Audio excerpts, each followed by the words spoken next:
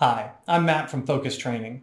The leaders that we work with want to make the best possible leadership decisions. This means considering all the information that is available to us. Unfortunately, our experience and our worldview shape the information and sometimes limit the information that we can consider through unconscious biases. So, self-aware leaders need to learn to check their biases as they make these decisions.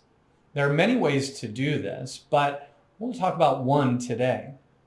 Consider writing down the assumptions that you are basing your decision on. For example, you can say, this decision is a good one, assuming you might be making a decision about how to reward a team. So you might write out, our decision to give a bonus check rather than additional paid time off is a good one, assuming our team would rather have the cash. Second, validate your assumptions with others who have a different perspective. So bounce that off someone who's in a different position in the organization, or somebody who has less or more experience than you in your role, or somebody with a different personal background. This is just one way to help check your biases. But to learn more about how to make effective leadership decisions, check out the Institutes by Focus Training.